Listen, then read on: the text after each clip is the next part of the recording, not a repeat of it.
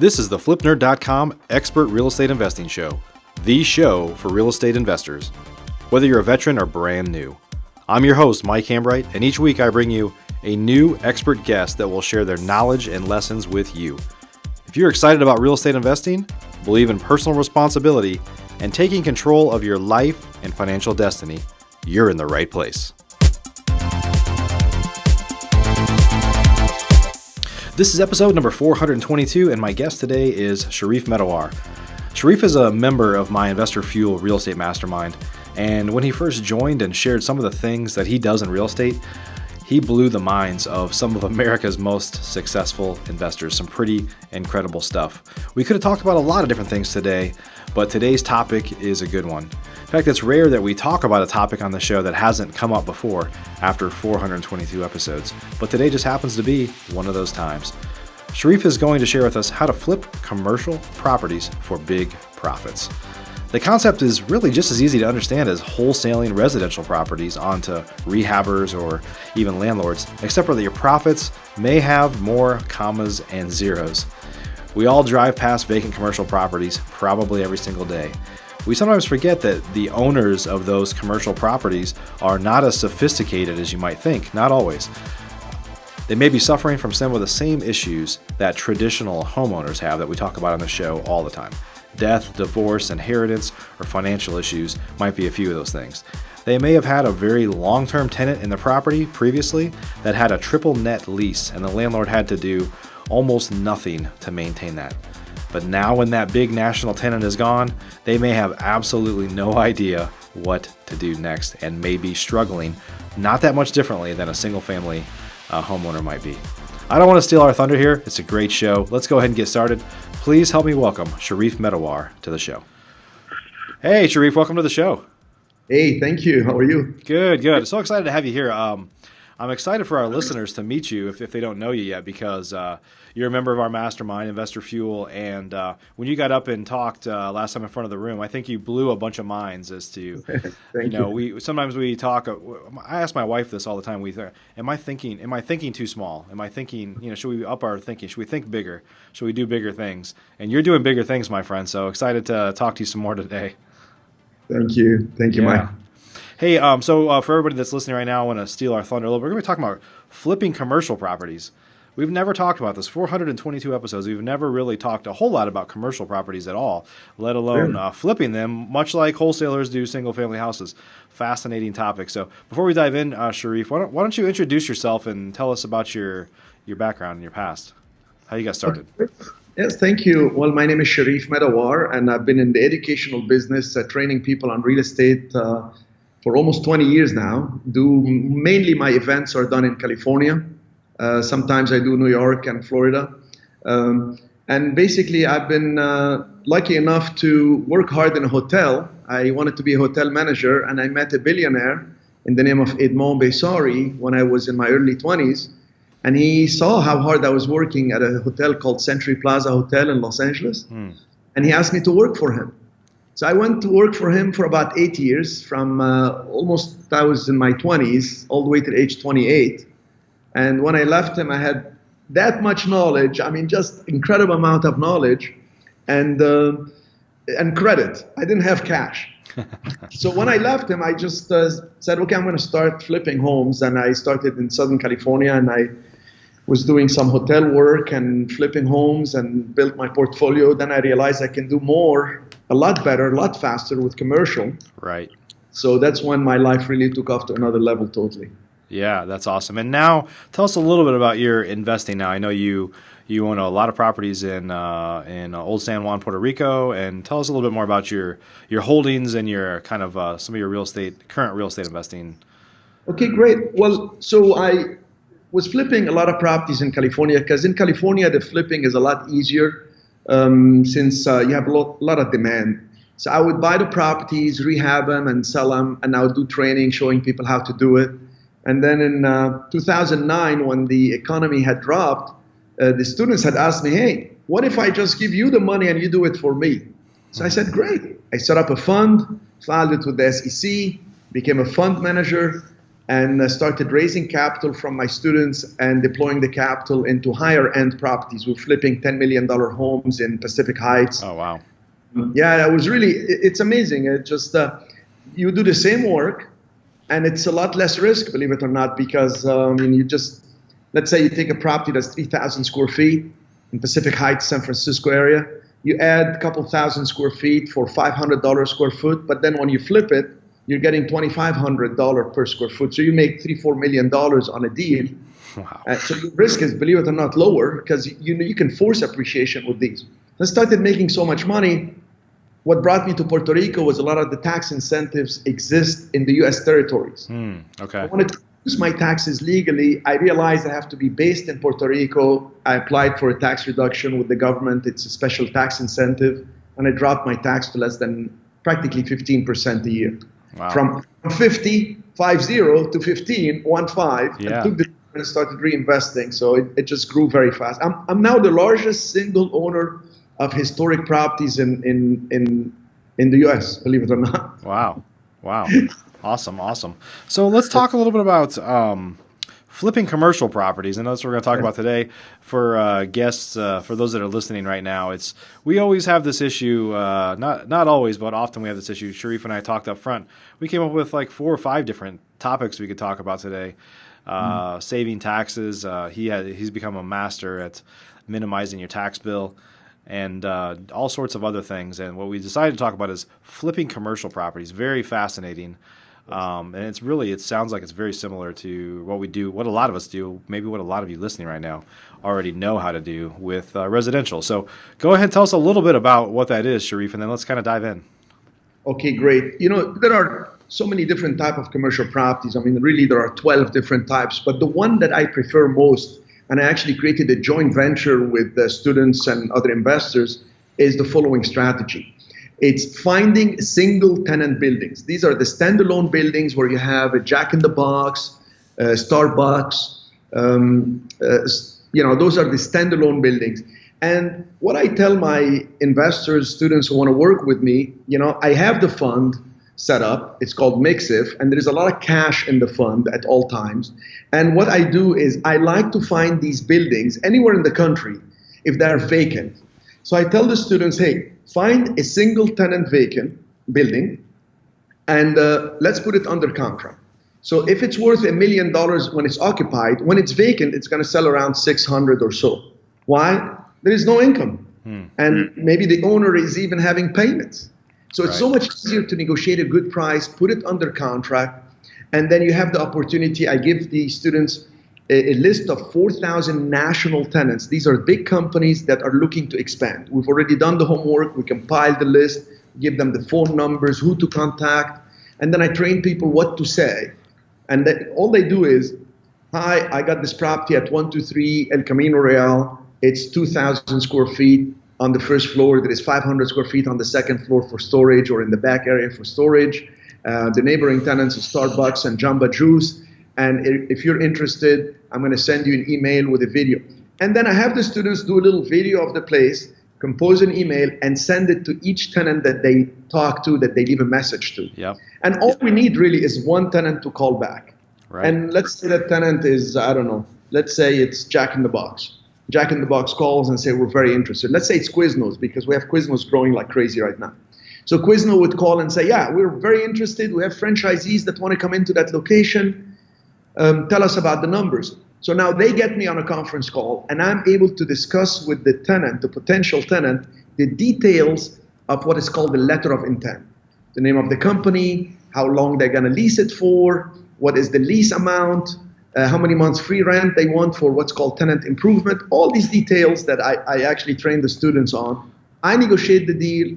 Once we have a deal happening, they just assign the deal for me. That deal they put under contract at $600,000 becomes worth $1 million with the tenant coming in. There's an instant increase in value of $300,000 to $600,000 on these deals. Wow. If you're an active real estate investor already doing deals and looking to double or triple your business, you should consider joining the Investor Fuel Real Estate Investor Mastermind. We're a small group of investors that share our best practices, tips, and tricks with one another in an effort to all win. We limit our membership to only 1 to 2 members per market, so everyone shares their knowledge, tips, and tricks openly and honestly. Our members include some buying 1 to 2 houses a month, up to some of the most respected investors and leaders in the real estate investing industry, some of which have personally done over 1,000 deals. If you'd like to be considered for our invitation-only world-class mastermind, please visit investorfuel.com to request your personal invitation. Our next meeting is coming up quickly. Go to investorfuel.com now to learn more. Deal happening, they just assigned the deal for me. That deal they put under contract at $600,000 becomes worth $1 million with the tenant coming in. There's an instant increase in value of $300,000 to $600,000 on these deals. Wow. Yeah. So, and I know I'm kind of going over something that I train a whole day. No, we always have that issue on the show. Is we're going to talk about something for 30 minutes. The point is we've talked about this recently. Is I recently had somebody on where we talked about apartment buildings, right? And it's I think there's this myth that a lot of us have, a lot of real estate investors or a lot of people have, is that if it's a corporate-owned property, then it must be efficient, right? They must be running it efficiently. Somebody's making good choices behind there. But the fact of the matter is there are individuals that own buildings like that, right, that might have health issues. They might be going through a divorce. They might have a lot of the same things that single-family distress sellers have, right? They have things going on in their life. Life is getting in the way. And they are not – they might be somebody that bought the property many years ago when it had a 10 or 15 or 20-year lease in it. But then over time, they just got lazy. That when that tenant moved out, they really didn't know what to do. It's just sitting there, right? They're not as efficient as the average person would think. Yes, and even if they're not – like you see, you have two different distress situations in the real estate business. You have an owner who is distressed. That person may be going through divorce, illness of some sort, relocation, job loss, financial problem, etc., etc. Or you can have what's called a property that's distressed.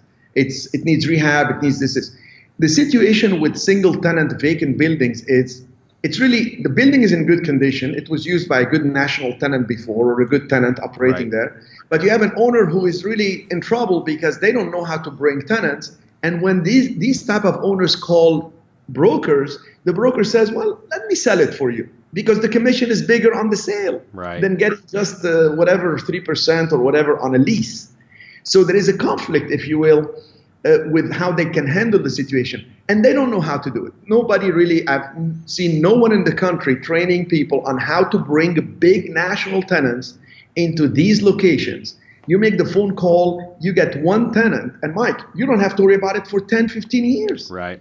I mean, I have a portfolio of these properties. I don't have to do anything because the tenant signs with you what's called a triple net lease. Right, exactly. That's the lease net of the tax, insurance, and maintenance. Yep. And that previous owner got kind of lazy because it was a triple net lease. They didn't have to do anything. And then when they had to do something, they didn't know what the heck to do, right? Exactly. I get it. I have some friends that worked for Yum Brands, very large company with lots of restaurants. And they literally were, assigned to an area of the country. And their whole job was to find locations. Like a lot of these big companies have like real estate people that are out trying to find future locations, right? Yes. That's actually, it would be great to connect with somebody that is finding locations for big tenants. Right. Actually, with working right now, one of my students who took the training was making one phone call in North Carolina with Dunkin' Donuts.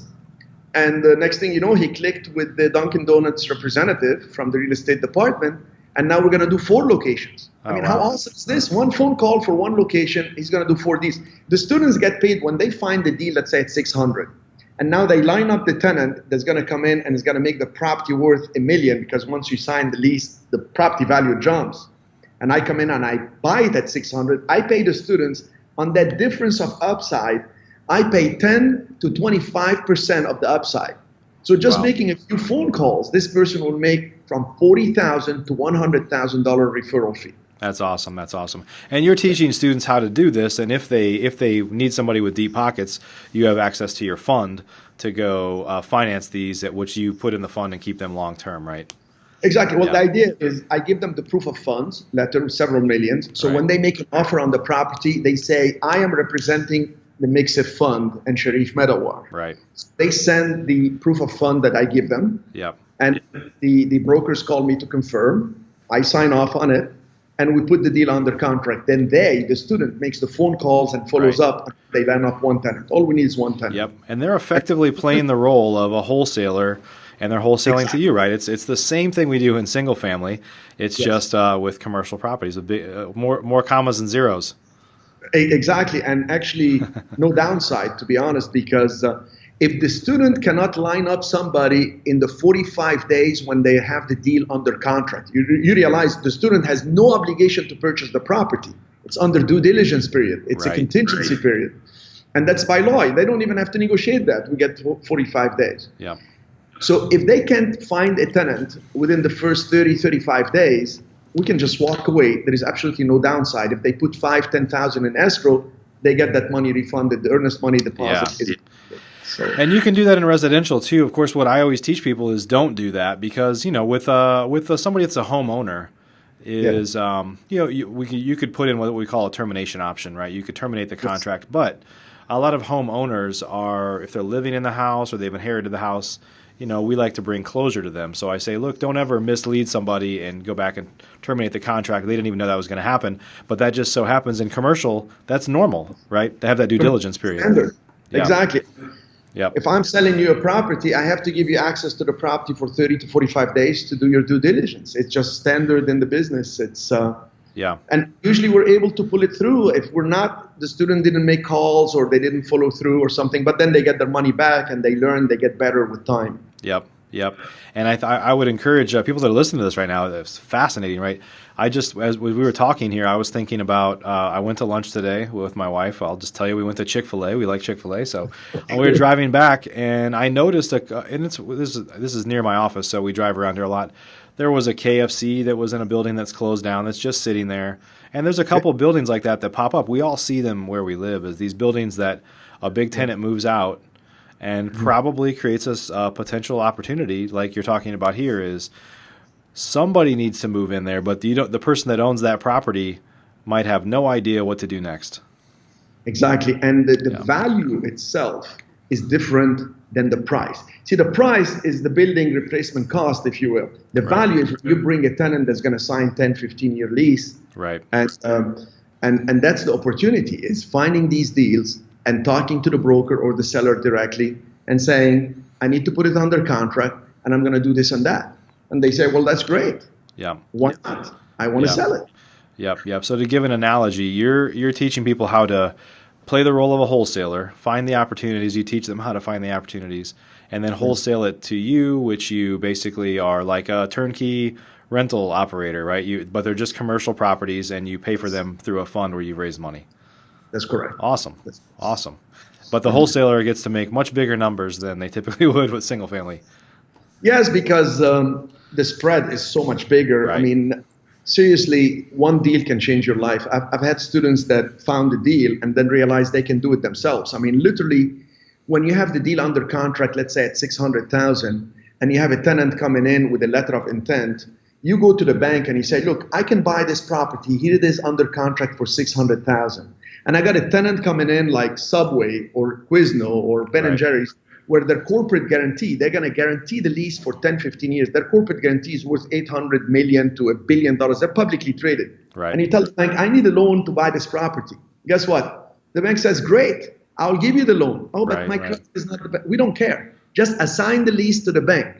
And the bank files what's called the UCC-1 filing against the property for the actual lease.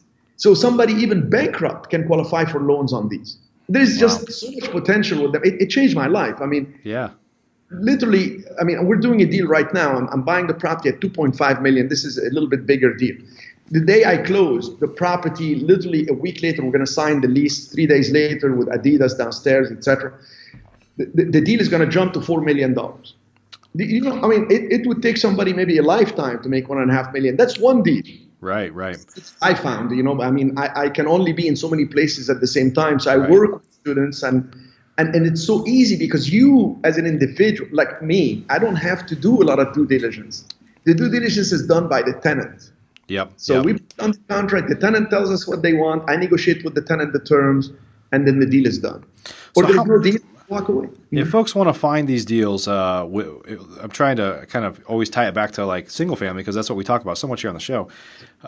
Does it take a lot of money to get started doing this? I mean, we could all drive around and find properties, but does it really take a lot of money? You have to generally put down, when you sign a contract, what do you typically have to pay down for a deposit or earnest money? Okay, so you can put 1 to 3% of the property value. So this is what is typical. So let's say the property is 600,000, since that's the number I was working with. The broker may say, listen, I need you to put 15,000 down. Let's say that's what the broker says, earnest money deposit. What I have taught my students, and we've done it consistently, is to say, okay, let me put 5,000 now to open escrow, just to write the contract. And then when I remove the contingencies, I will add another 15 or 20 or whatever is needed. Because all we need to do is show consideration and show that we're serious. So the student, I ask him to put that 5,000 in. It's not at risk because we have the due diligence period. And once we structure the deal with a tenant, I'm able to step in to pay because we buy all cash from my fund directly.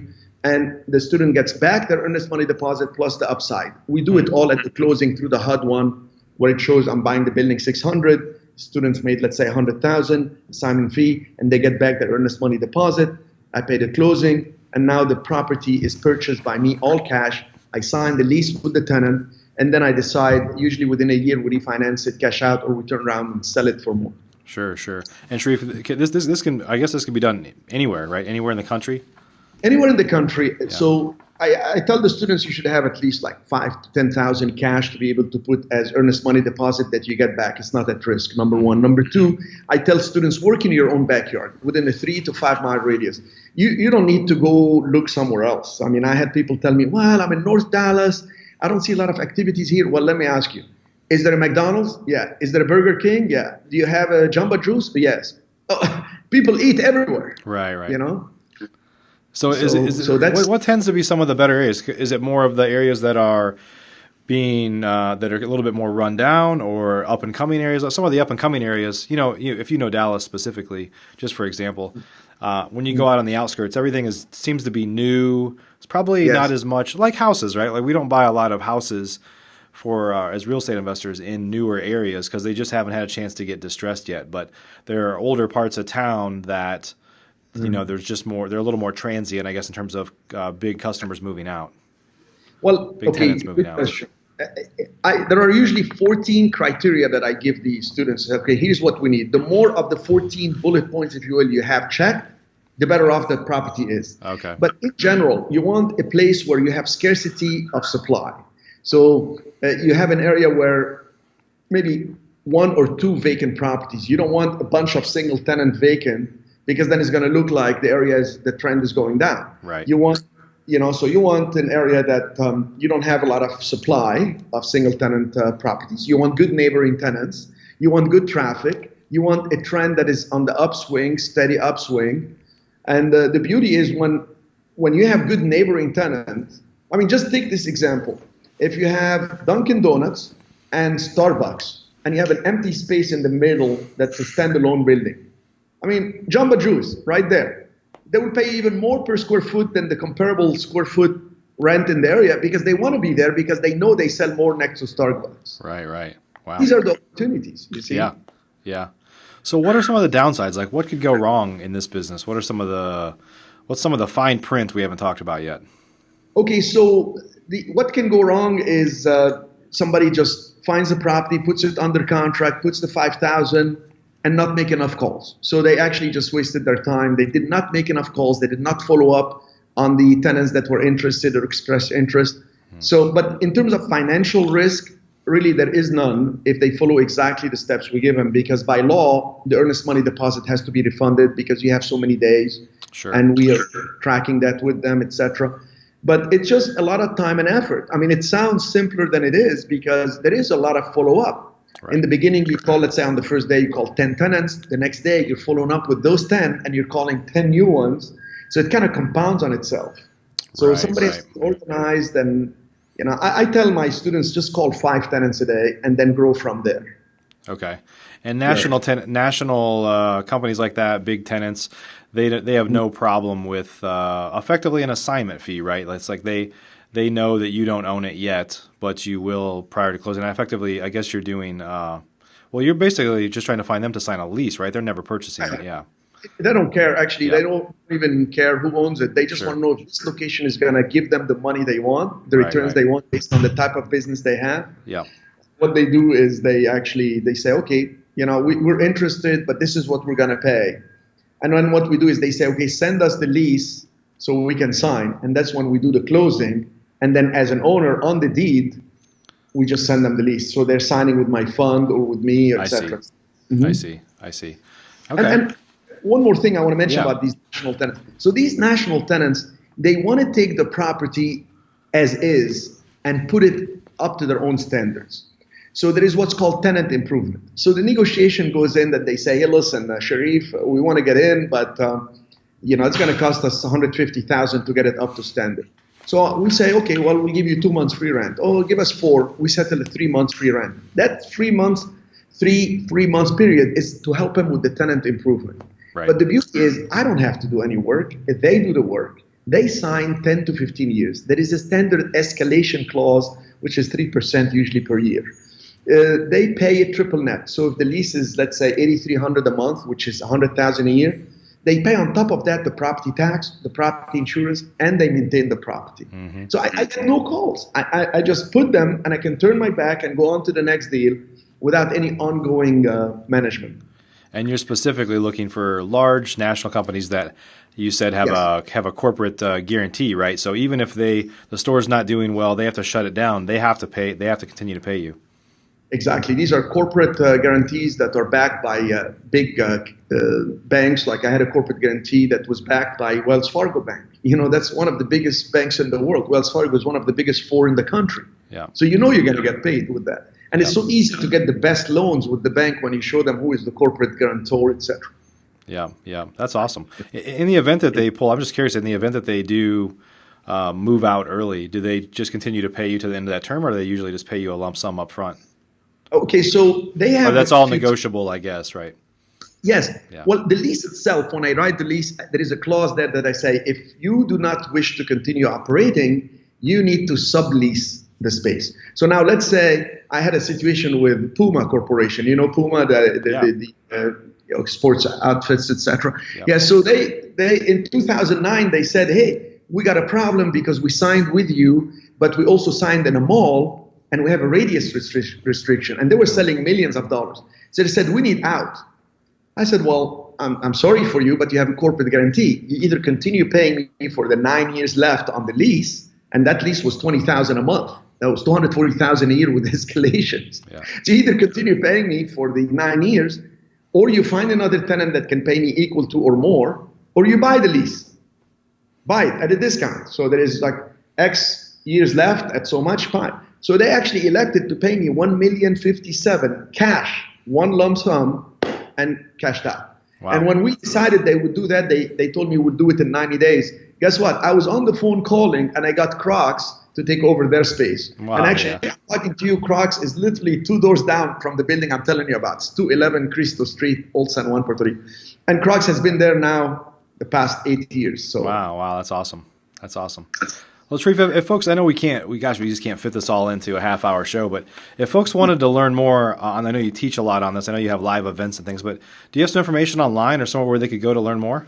Yeah, they can go to C like Charlie, M like Mary, R like Robert, E like Edward, I like international.com, CMREI.com, which is Cherif Medawar Real Estate Investor. Okay. Or they can actually send an email, info@cmrei.com, and I get a copy of the email. My office gets a copy. I have the education company we've been doing great for 20 years. We have over 2,000 video success stories on YouTube. Yeah. They can just plug in Cherif Medawar. Awesome. We'll take some of these links and add them below the show notes. This is exciting because I think we're always rooting for the little guy out here, and I think you may have found a way for the little guy to play in the big leagues, right? Yes, absolutely. We've had people that, I mean, I have a student, she took the training in Fort Lauderdale, and, she's got a little baby girl. She works full time, and she already locked in a deal. Now we have Hertz company coming in. I mean, that deal has an upside of $700,000. I mean, Wow. her assignment fee will pay off her home. Yeah. I mean, that's so exciting. It's just unbelievable. That's incredible. That's incredible. Yeah. Awesome. Well, hey, thanks for spending time with us today. Thank you so much, Mike. I appreciate your time, and I look forward to seeing you at the next event with the Investor Fuel. And thanks for sharing. Thanks for sharing. This is we've never talked about this. I always get excited when I have somebody on the show that we talk about something I've never talked about before, because we've almost run out of subjects, but apparently not 100% out. No, not at all. Awesome. Everybody, thanks for joining us today with Cherif Medawar. This is show number 422. If you haven't yet, if you're listening to us on iTunes, Stitcher Radio, Google Play, any of those places, please subscribe and leave us a review. We'd appreciate that. If you listen to us on YouTube or watch us on YouTube, you can subscribe there as well and leave us a review. Of course, you can listen to all of our shows and watch all of our shows on flipnerd.com. But we appreciate you. Episode 422 is in the bag. We'll see you on the next episode. Take care. If you're an active real estate investor already doing deals and looking to double or triple your business, you should consider joining the Investor Fuel Real Estate Investor Mastermind. We're a small group of investors that share our best practices, tips, and tricks with one another in an effort to all win. Real estate investing can be a lonely business for successful real estate investors, but it doesn't have to be. Investor Fuel members meet 4 times a year, but we talk to each other 365 days a year, and we focus on improving the profitability of our businesses, improving the quality of our lives. That's why we do this, right? And making an impact on those around us so we can truly leave a legacy. We limit our membership to only 1 to 2 members per market, so everyone shares their knowledge, tips, and tricks openly and honestly. Our members include some buying 1 to 2 houses a month, up to some of the most respected investors and leaders in the real estate investing industry, some of which have personally done over 1,000 deals. If you'd like to be considered for our invitation-only world-class mastermind, please visit investorfuel.com to request your personal invitation. Our next meeting is coming up quickly. Go to investorfuel.com now to learn more. Thanks for joining us for this episode of the flipnerd.com Investing Show. If you're not yet an elite member of Flipnerd, you're missing out. We have tons of great training, including a new detailed master class published each month and live training webinars with experts twice a month. Plus, you'll get access to all of our archives, where we already have a growing library of master classes and other training videos. Elite members also get membership in our incredible online mastermind group, where many of the top real estate investors from across the country, including many of the hundreds of guests I've had on the show in the past, are already members. Whether you're brand new, looking to get started, or a veteran, you simply must join today. I promise you won't be disappointed. To learn more or join today, please visit flipnerd.com/lab. That's flipnerd.com/lab. See you on the next show.